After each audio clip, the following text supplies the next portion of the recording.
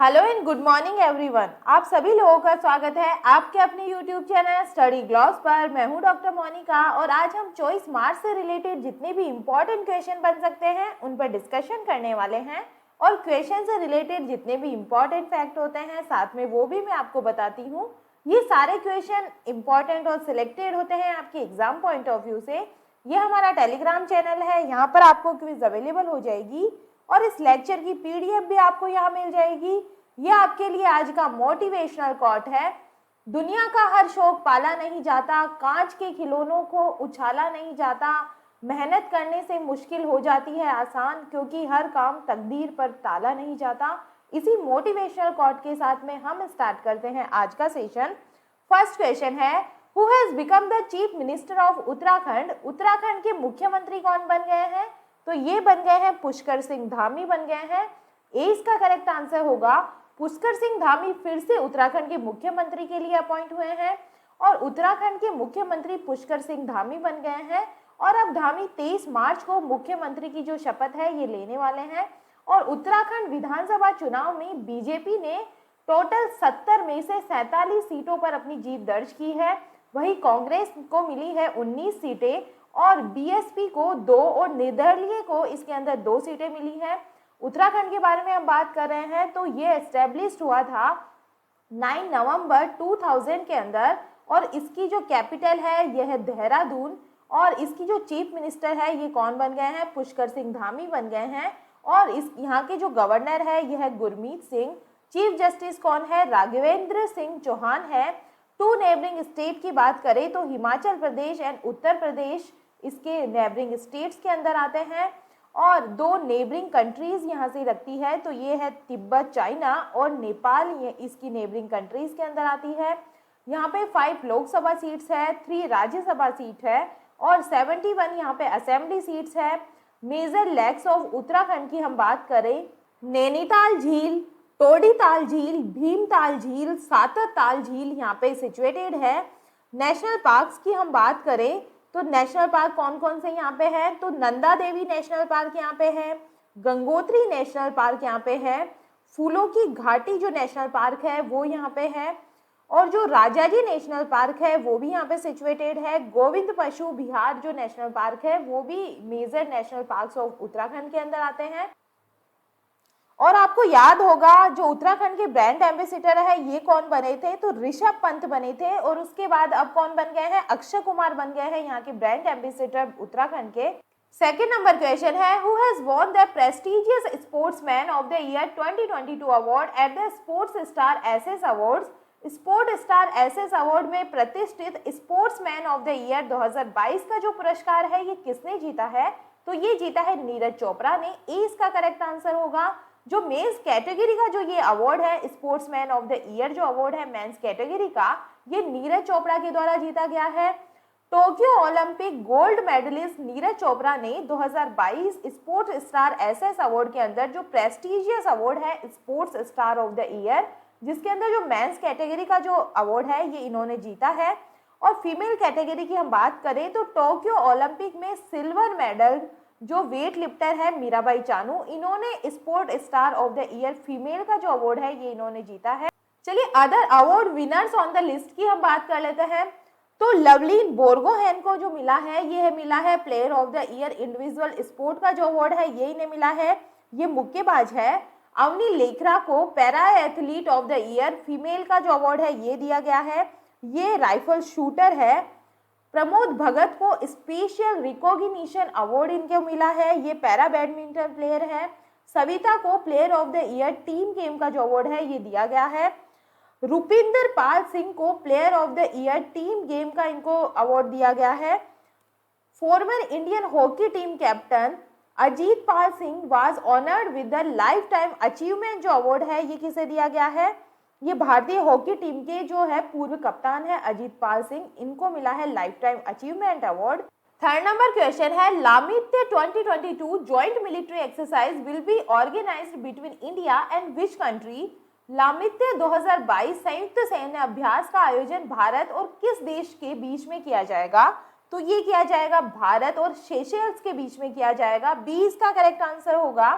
भारतीय आर्मी और जो सेशल्स की आर्मी है इनके बीच में ये जॉइंट जो मिलिट्री एक्सरसाइज है लामित्य 2022 का, ये 9th एडिशन 22 से 31 मार्च तक सेशल्स रक्षा अकेडमी सेशल्स के अंदर ये ऑर्गेनाइज होने वाला है। और भारतीय सेना की टुकड़ी का जो प्रतिनिधित्व है ये 2/4 गोरखा राइफल्स समूह पिरकंती बटालियन के द्वारा ये किया जाएगा। और ये जो एक्सरसाइज है ये एक बाइनियल ट्रेनिंग प्रोग्राम है जो 2001 से सेशल्स के अंदर ये कंडक्ट किया जाता है।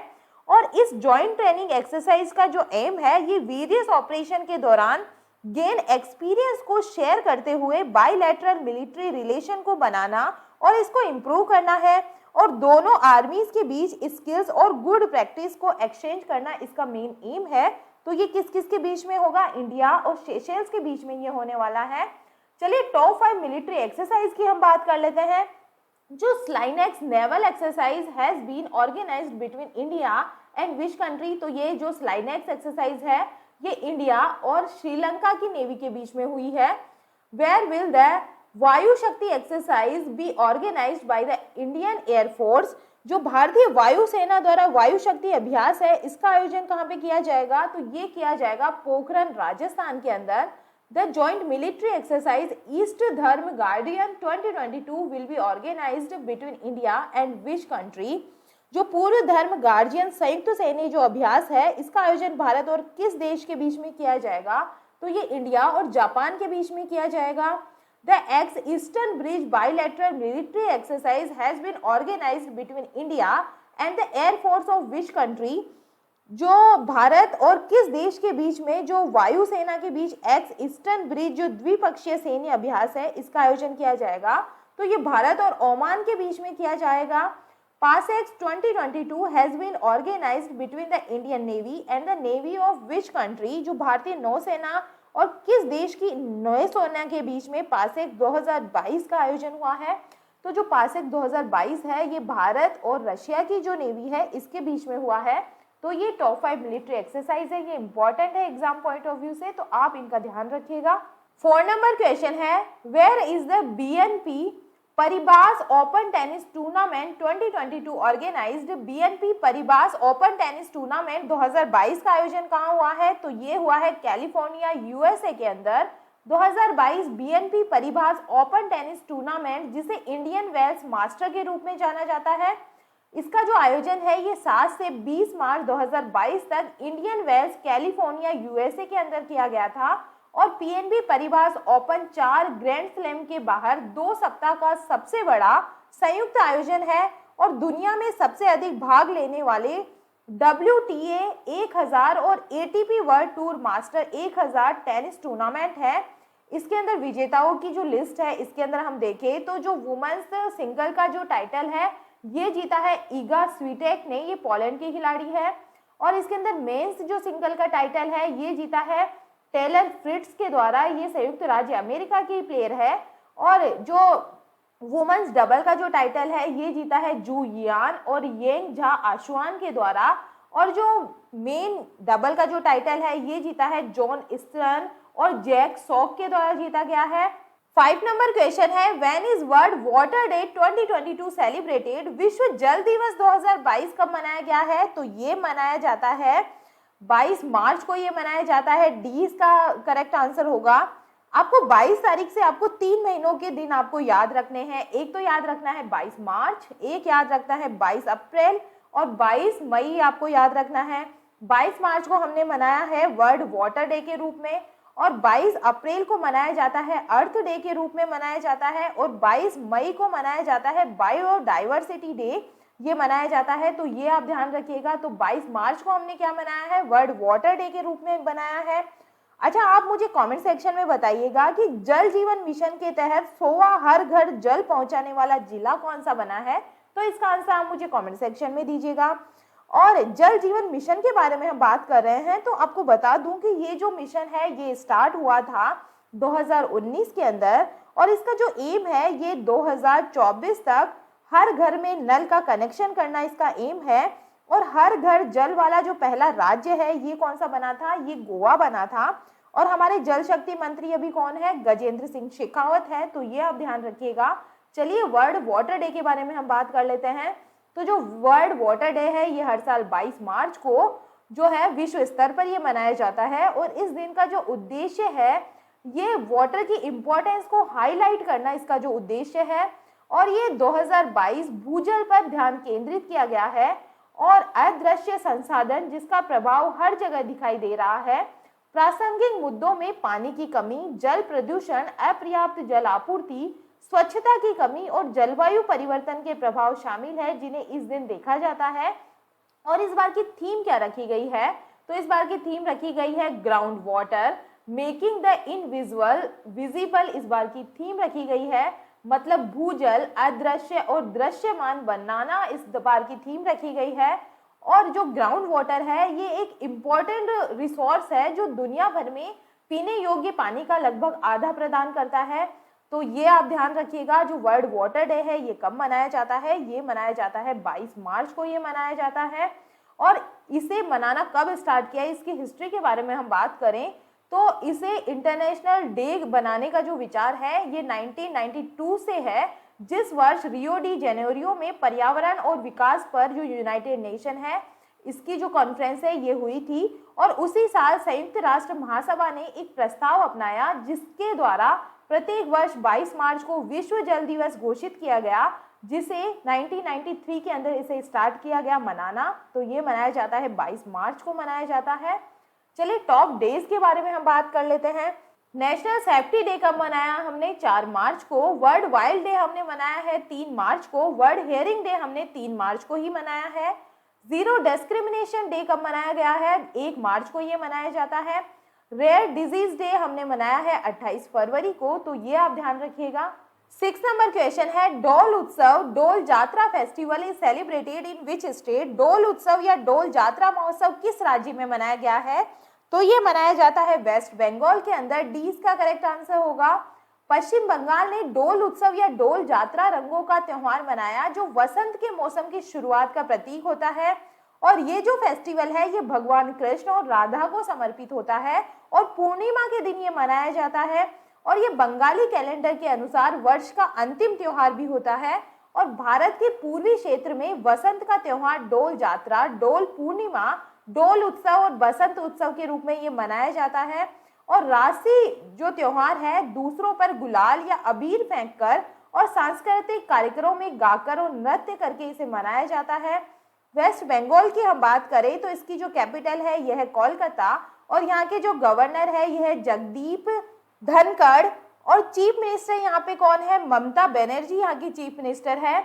ममता बनर्जी की जो बायोग्राफी है इसका नाम आपको मुझे कमेंट सेक्शन में बताना है और इसको किसने लिखा है ये भी आप मुझे बताइएगा। टॉप 5 फेस्टिवल के बारे में हम बात कर लेते हैं। Where was the world famous Khajuraho dance festival 2022 organise? तो ये कहाँ पे ऑर्गेनाइज किया गया है? ये किया गया है मध्य प्रदेश के अंदर। Where was the world famous Maru festival organise? तो ये कहाँ पे किया जाता है? जैसलमेर राजस्थान के अंदर ये किया गया है।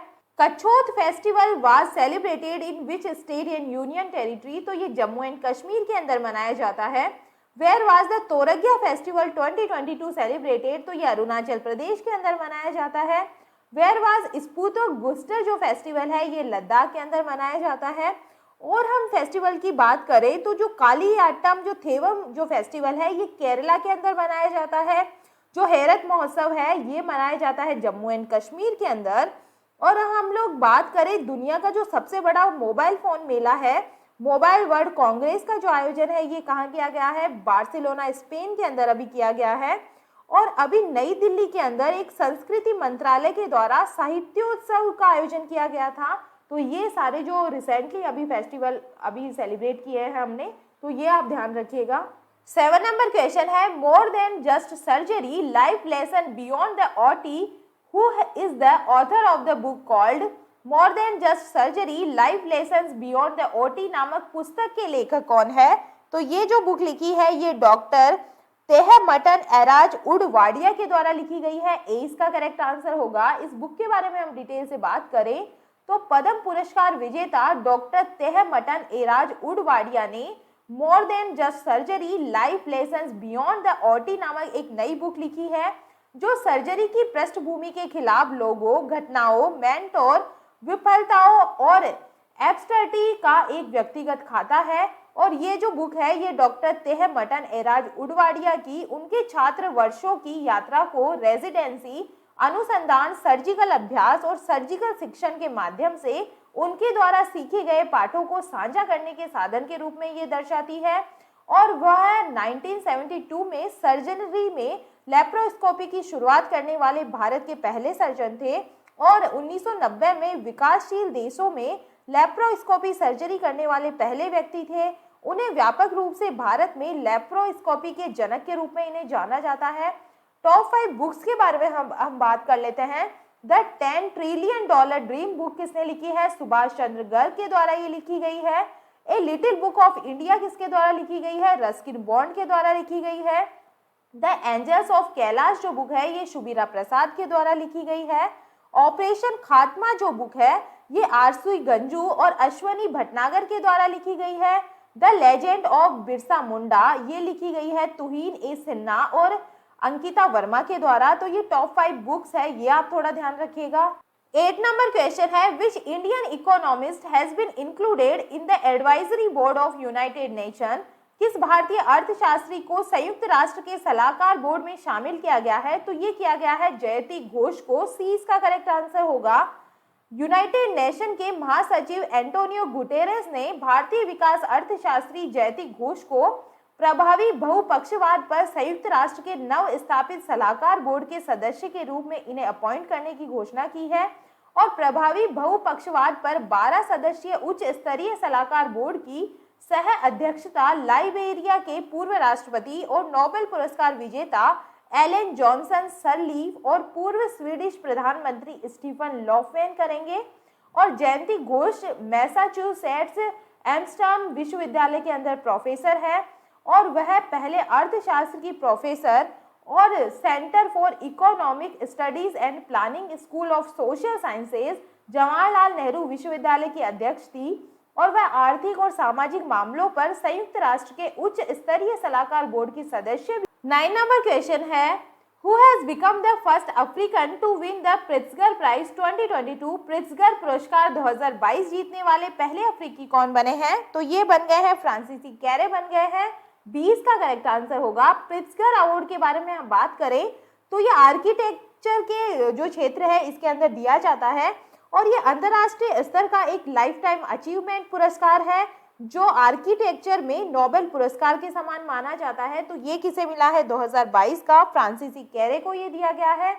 आर्किटेक्ट, शिक्षक और सामाजिक कार्यकर्ता फ्रांसीसी कैरे को प्रिट्जगर आर्किटेक्चर जो अवार्ड है 2022 का इसे दिया गया है और इस अवार्ड को अक्सर वास्तुकला के सर्वोच्च सम्मान के रूप में जाना जाता है और इनका जन्म बुर्किना फासो के छोटे से गांव गांडो में हुआ था। केरे प्रतिष्ठित पुरस्कार जीतने वाले पहले अश्वेत वास्तुकार है और 1979 में हयात फाउंडेशन द्वारा स्थापित प्रिट्जगर वास्तुकला पुरस्कार उन वास्तुकारों को दिया जाता है जिनका निर्मित कार्य प्रतिभा, दृष्टि और प्रतिबद्धता के संयोजन को प्रदर्शित करता है।